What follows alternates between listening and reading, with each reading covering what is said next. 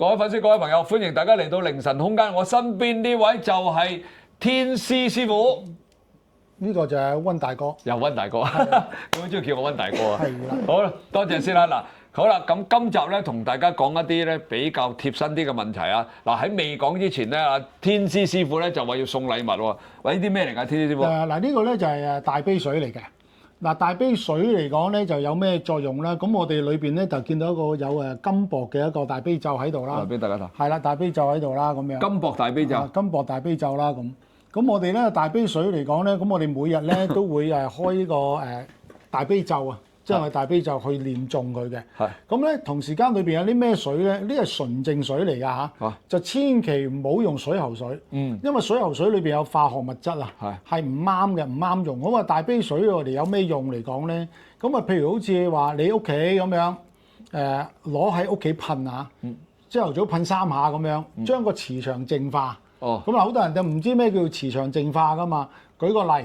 你每日都着住一啲衫出街，係咪？係。咁你會去到好多唔同嘅地方嘅。污糟邋遢咯。咁譬如好似你啱啱就去完呢個醫院啊，去完殯儀啊嗰啲咁樣，多多少少咧都會有啲逆氣，即係我哋叫做啲唔好嘅氣場啦。霉氣。係啦，黐咗喺度，咁你就可以攞呢一支大杯水嚟講，噴一噴佢。哦。咁然之後先攞去洗，咁就將一啲唔好嘅氣場咧就洗走咗佢。清走咗佢。好啦，另一樣嘢嚟講咧就係話。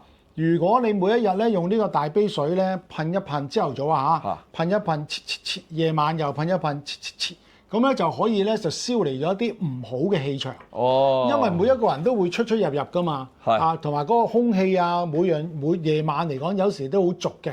你翻到嚟嗱，我哋呢個大杯水咧有啲善信咧就攞咗翻去咧就好得意嘅。佢有一次咧就帶咗隻貓貓狗狗咧就出街行街啦。點知翻到屋企之後嚟講咧，就唔知咧發覺嗰隻貓咧咁啊喺度亂咁叫啊，亂咁玩啊，好似有少少做咩事失常咗，唔知喎。咁佢咧就聽到我講話，咦，可以攞支大杯水噴佢，就噴咗佢，噴咗佢3下。咦？點知就靜翻落嚟啦。咁即係話咧，嗰隻寵物咧，可能佢行過呢個出咗去外邊啊，沾染咗啲唔好嘅逆氣啊，即係我哋叫逆氣啦，一啲唔好嘅磁場啦咁樣。咁其實嚟講咧，我哋首先咧噴人都得嘅喎。咁你譬如你朝頭早出街嚟講咧，你話噴一噴，咁人哋會覺得你個人會容光煥發。但係呢個唔係美容，呢個嚟講咧就係話將一啲唔好嘅磁場咧清除咗佢，要咁樣嘅。非常之好。喂，師傅嗱，咁啊天師師傅咧就預備咗10支。10支，如果係有需要嘅多啲都唔緊要，因為我哋每年都送出去嘅。哦，得嗱，今次係10支先嚇。係啦，10支先。10支先，咁啊，公佈邊10位幸運兒抽籤抽到呢支免費送出嘅大杯水啦，但係郵費到付啊，講明先啊。同埋咧，我哋教你哋點用咯。嗱，首先嚟講咧，千祈唔可以用呢一個水喉水啊。皇后山嗰啲一定唔用得添啦嚇。咁啊，一定係要用一啲咩咧純淨水。嗱，純淨水咧喺呢個超級市場買就得㗎啦。咁啊，要乾淨嘅，冇化學嘢喺裏邊。唔緊要，到時你整啫嘛，佢整啫嘛得。係。好啦，嗱，阿師傅呢度講完啦，記住你哋自己留言話想要啊。係。好，今日講呢個話題就犀利啦，阿師傅。係。今日話題頭先我哋喺鏡頭前面已經傾好咗，今日講一個咧，嗱，大家留意啊，聽清楚啦，係英靈喎。超度英靈。超度英靈喎。超度英靈。你可唔可以講一講究竟咩叫做超度英靈咧？嗱，因為咧超度英靈嚟講咧，我哋每一年咧其實都做幾多下嘅。嚇？係啊，做好多啊。點解咧？因為嚟講咧，依家現代嘅婦女嚟講咧，同埋啲男朋友啊或者丈夫咧，咁佢哋真係冇乜避孕意識啦，此其一啦。咁其實嚟講咧，與我哋道教嚟講咧，同埋睇紫微盤咧，有時真係命中注定嘅，都冇辦法嘅咁樣。咁啊，多多少少嘅個案咧，不一而足啦。嗱，譬如好似以前我哋曾經做過一啲咧，佢哋年紀好大手上嚟揾我哋啦。咁即係話以前佢哋好窮啊，咁啊懷咗第一胎咧就想唔要，咁啊人工流產。咁但係我同大家講，人工流產係好陰功嘅。係咩？因為如果大家知道個手術，即係我識得一啲醫生啦，咁佢哋做人工流產咧，咁其實係一個好殘忍嘅。如果講出嚟都，咁好啦。英靈嚟講，即係點解要超度咧？咁其實英靈嚟講，其實都係屬於佢哋嘅骨肉啦。係。咁喺我哋道家嚟講咧，就係話咧，你卵子同埋呢一個呢個精子結合咗之後嚟講咧，就成孕啊嘛。咁成孕嚟講，因為佢哋都係有生命嘅啦，已經咁樣。咁嗱，有好多唔同嘅流產嘅情況嘅。咁譬如好似有啲人話阿師傅葡萄胎咁使唔使咧？咁樣嗱，呢啲就由你自己決定嘅。係因為點解咧？有啲嚟講係成咗胎嘅時候嚟講咧，可能咧有頭啊、有手啊、有腳噶嘛，係嘛？咁但係嚟講咧，因為嬰靈嚟講咧，佢流產咗之後嚟講咧，其實都幾陰功下。點樣陰功咧？就係話咧，嗱，第一嚟講咧，佢哋唔知道嚟講，嗱，你知道㗎啦，現代好多婦女嚟講，即係我哋曾經有個個案咧，即係有位女士喺外國讀書。佢本身咧就可能咧就唔係好識去避呢樣嘢啦，咁啊結果係流產咗係5個嘅。哇！係啊5個啊！好啊，跟住另外第6嗰個仲係唔知邊個添咁樣，咁一來咧就令到個身體好弱啦，個身體好弱啦。咁啊第二嚟講咧就硬係咧喺生活上咧有好多唔順暢嘅意。咁啊，可能有緣分啦。咁佢結識到我，我一睇佢個盤，我發覺到，咦，都你真係流產過好多次，好似咁，同埋個身體好虛弱，成日都要揾中醫調理啦。咁跟住之後咧，我就同佢做呢一個超度嬰靈啦。咁啊，同佢首先咧，我哋嘅做法係點樣咧？咁，我哋嘅做法嚟講咧，首先嚟講咧就係話嗰個女士佢係曾經同邊位男士，起碼要個姓啦，知道啦。咁喺邊一個時間流產嘅，咁我哋就要計算啦。我哋要計算翻，點解要計算咧？計算翻佢究竟係男定女先喎。咁樣因為點解咧？咁當然啦，有一啲唔同嘅做法啦。我成日都講各施各法啦，咁樣。咁啊，一般寫冤親債主。咁我哋呢邊唔會嘅。咁我哋呢邊嚟講咧，就一定要揾翻個父母嘅名啦。咁同埋咧就寫翻，同佢改翻個名，同埋揾翻係嬰男定係嬰女。點解要咁樣做咧？第一嚟講，舉個例，咁佢可能係姓陳嘅。咁因為佢屬於陳家嘅後裔嚟嘅。咁我哋咧就通常都會寫翻嚟講，寫佢咧即係陳門堂上嘅屬於。咪住先，師傅啊！如果佢嗰個女嘅連個老豆係邊個都唔知咁點啊？好啊，跟女姓。跟個女性咯。明白。咁我哋要將佢嚟講咧，我哋成日都係話啦，叫做認祖歸宗。嗱，好似有對夫婦咁樣，佢哋走咗唔知道嘅咁樣。咁個男朋友個老公啊，叫知道姓乜嘢啊咁樣。咁然之後，譬如佢係姓陳嘅，咁啊，跟住陳門堂上咁樣，跟住然之後咧就嬰女陳乜乜咁改翻。認祖歸宗先啦。認祖歸宗先啦。咁點解要認祖歸宗先？你要俾翻入個堂嗰度噶嘛？係咪先？嗱，好多人咧都唔知道有呢啲咁嘅程序。咁我咧就真係多謝一位道長唔出聲啦。佢曾經喺台上面喺公開傳媒曾經提過我，佢話我係比較做得市正啲嘅，有啲嘢。咁你第二你改翻個名有咩嘢做咧？要做牌位。嗱，道堂依家牌位就好少㗎啦，咁樣能夠做得到都做啦。嗱，要供奉翻佢啊嘛。咁要拜祭啊，唔係供奉啊，不係拜祭啦，咁樣供奉都一樣。咁咪要俾翻個神主牌。係啦，俾翻個神主牌。有啲嚟講咧就會喺道堂啦，咁啊有啲即係好少擺屋企㗎啦。咁若果唔係咧，就每一年中元節咧喺我哋呢度做個年位誦經。咁樣。咁啊好多善信嚟講咧，佢哋都會做呢樣嘢。一來嚟講咧就心安理得啦。第二樣嘢嚟講咧就係始終都係自己嘅骨肉啊。要咁樣，因為咧，我發覺嚟講咧，其實咧，我哋每一年啊，講真一句啊，我哋真係做超英咧，都有20-30嘅，起碼都有。都幾多？都算係咁樣啊！但第一嚟講，我哋嘅髮金咧就比較便宜啲啦，咁樣。第二嚟講咧，咁我哋做呢一個法事嚟講咧，我都強調啦，基本程序嘅嘢我哋做晒。都會做晒。咁啊令到第一嚟講咧，令到事主安心先啦，咁樣。另外嚟講咧，即係我自己啦，我自己幫人哋睇紫微斗數啦。咁我會話埋俾個事主師，一般我會開埋佢紫微斗數盤，係點樣去調理啊？甚至乎話俾佢知你將來嚟講有冇仔女啊嗰啲咁樣。即係你仲再用紫微斗數同佢睇睇。係啦，因為點解咧？其中嘅原因咧就係一個我哋叫做咧有少少心理上面嘅慰藉啊。即係譬如好似有啲人咧，佢譬如好似有位女士咁啊，兩夫婦係好想要仔女，但係唔知點解。一懷孕就冇，真係呢啲真係命中注定。咁我睇咗佢哋嘅盤，同埋曾經同佢哋超咗2個之後咧，咁我就同佢講：你不如又揾乜嘢咧？揾啲朋友嚟契翻一個契仔契女。咁命中嚟講咧，女係啱佢嘅。咁佢又好似如己所出咁樣喎。咁啊，即係形成到佢自己個生活上啊、心理上啊各樣嘢嚟講係充分翻好多。我想問咧，師傅啊。打一個比喻啦，無論佢嗰個即係嗰個胎係墮，又係即係佢係病理性啊，或者各方面啦，總之就係即係冇咗啦，流產咗，係啦，流產咗啦。咁佢會唔會如果冇做任何儀式，佢會唔會跟住個媽咪嘅咧？嗱，有好多個案就係咁嘅，有啲跟媽咪，有啲跟爹哋都有。都有㗎。有啲直情跟咗兄弟姊妹都有。點解咧？因為係咪冇超度過？怨氣。嗱，咩叫做怨氣咧？嗱，其中有個 case 就咁樣嘅。咁有對夫婦咧，早年嘅時間咧就冇錢啊，即係都唔想咁快生。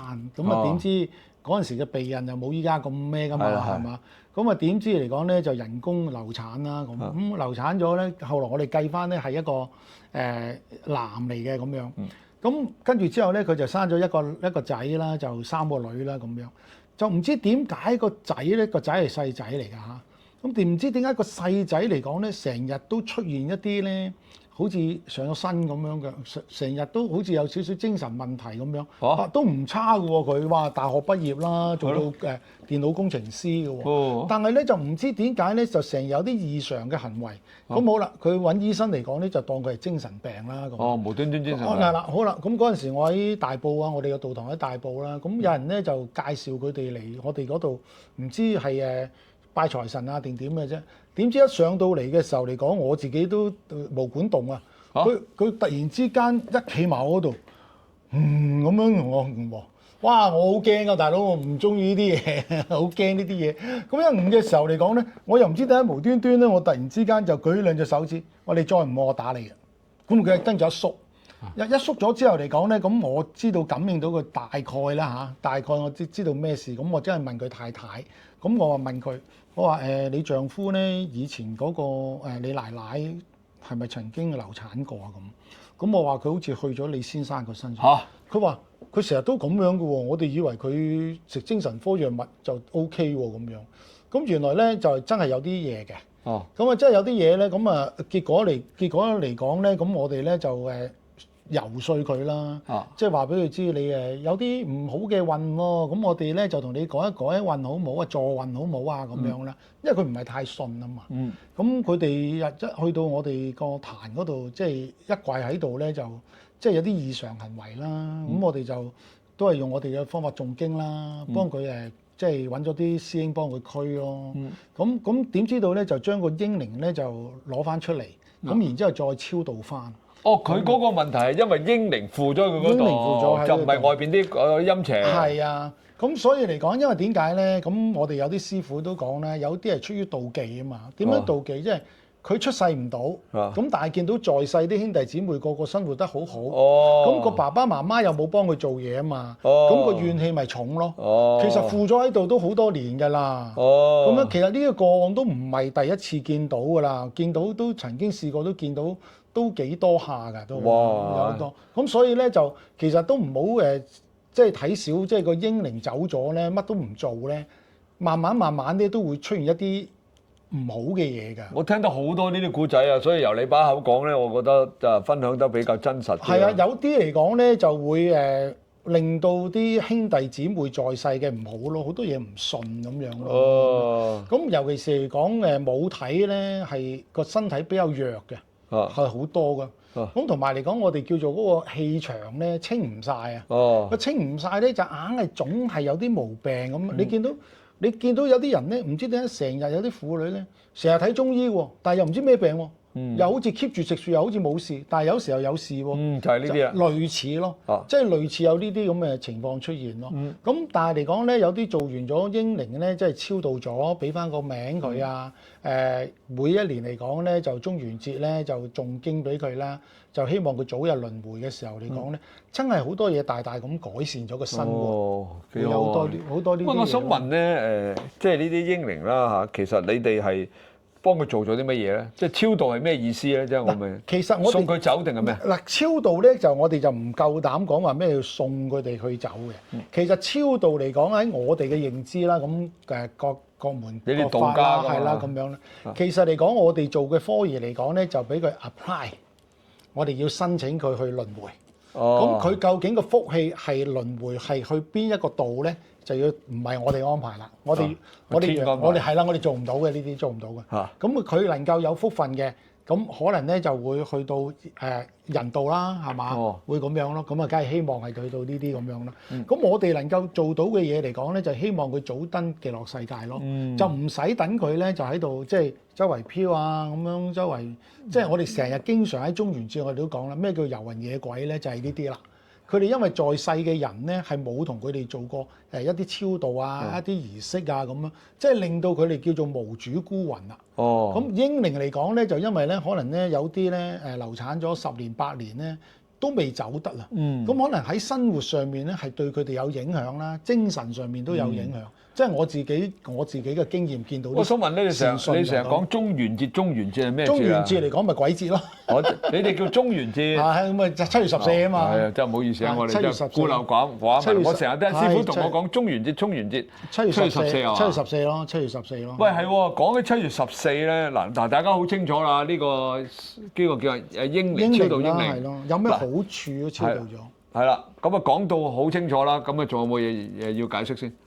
咁我哋講咧，就希望咧，如果有一啲夫婦啊，或者有啲女士咧，都曾經流產過嘅，或者人工流產過都好啦，可以盡快去做一個超度嘅儀式咯。咁啊，令到首先令到個英靈能夠安息啦。第二樣嘢嚟講咧，希望佢盡快可以輪迴咯。收到，哇，好好啊！嗱咁啦，你哋如果想了解多啲咧，留言啦，揾小助手啦，小助手電話我哋通常寫喺呢度嘅。咁你淨係諮詢都得㗎，唔係一定要咩㗎？係啦，冇錯啦。因為好多人都唔明啊，有時佢留言問到我咧，我都唔識答。係。咁而家有你喺度好啦，我有個專家喺度啊，有咩咧我就問啊。我哋都係識少少嘅啫。做咁多都話識少少。啊天師師傅喺度咧，咁我哋就可以向佢指教下啦。喂，唔係喎，頭先我哋講咩？中元節。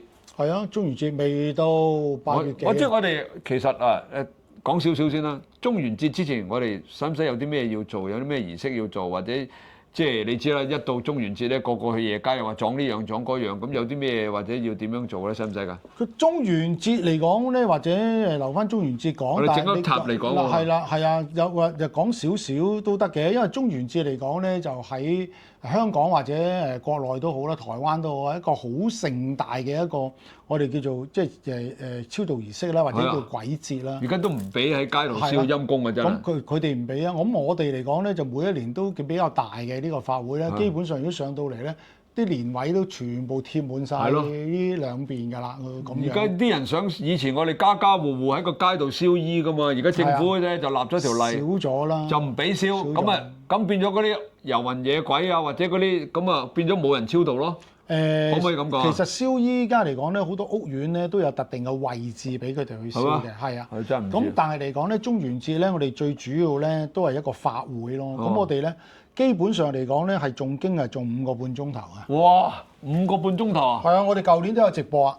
我哋每年都有直播嘅。喂，今年俾我拍一拍得唔得？俾啲粉絲睇，我未拍過。今年俾你誦5個半鐘頭咯。啊，得，頂唔住啊，大佬，我頂唔住。唔係，因為嚟講，我哋呢個小小道堂嚟講咧，我哋每年都差唔多都幾百㗎。係嘛？即係嗰個，即係積聚咗個，即係善信咧，即係嗰啲我哋做啲年位啦。咁啊，同埋幫佢哋做即係燒衣包咯，同埋好多海外嘅。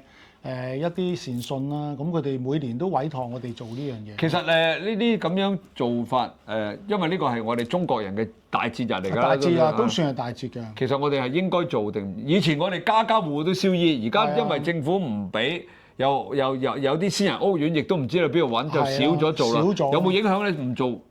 唔做嚟講咧，第一嚟講自己個心好似硬係有啲嘢係住啦，此其一啦。咁啊，第二嚟講咧，我哋其實有啲人咧成日都會問我，喂，上嗰2代或者3代佢哋都走咗啦，燒俾佢哋係收唔收到咧？嗱，其實佢哋咧係用咗一個人嘅諗法啊。點解咧？喂，我啦，要俾錢啦，需唔需要啦？有冇咁嘅即係咁嘅需求咯？其實唔係，其實一個中元節裏邊，我哋做一個年位同埋燒衣包，其實係對一個先人嘅一種敬畏同埋一種孝順，係俾一個時間話俾你知，你要緬懷你哋嘅祖先，同埋你啲祖先或者上一輩佢同你之間即係生活緊嘅時候相處緊一種感情。其實係一種聯繫嚟嘅呢個，但係呢種聯繫係一個無形聯繫嚟嘅。咁其實有一個節日就係話俾你知，喂，到時到你呢個時間嚟講咧，你就要同祖先做翻啲嘢咯喎。唔係，我想問咧，乜唔係我哋鬼節係燒俾啲遊魂野鬼嘅咩？係燒俾自己祖先。嗱，祖先都係陰界嘅㗎嘛。嗱，其實咧，你呢個問題問得非常之好。我同你講啊，其實喺中元節最大嘅功德唔係喺你哋自己嘅祖先靈位，係種俾祖先以外嗰啲遊魂野鬼。哦，嗰個先最大功德。哦，即係兩個都有功德。兩個功德，兩個都有幫助。係啦，最大嘅功德嚟講咧，就係有好多咧冇辦法，即係可能咧生前咧冇親戚朋友啊，冇仔女啊嗰啲咁樣。其實嚟講咧，嗰個功德係最大。咦？咁如果我做咗呢，咁我咪有功德咯？冇錯，咪就係功德。即係我其實轉係我幫咗佢哋就，但係我哋就有功德。係啦。啊！呢個真係好。好過未聽過你？未聽過，我都唔識喎，好彩識到你。係啊。我都好彩識咗你。喂，咁你不如咁啦，我哋揾一集，我哋直接就講呢一樣嘢啦。中元節叫做中元節嚟講，我哋7月14咯，未有咁快。我哋揾一集講啦，我哋揾一集之後，我哋慢慢就可以講，因為咧嗱，其實因為中元節嚟講咧，喺中國咁幅員廣大嘅地方咧，佢哋嘅做法有好多都唔同嘅。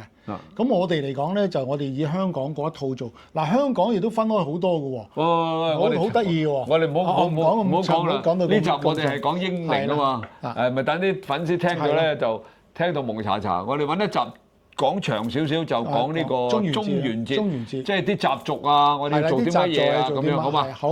一於係咁啦。好啦，嗱，大家記住啦，如果你哋有咩想問嘅咧，就留言俾小助手。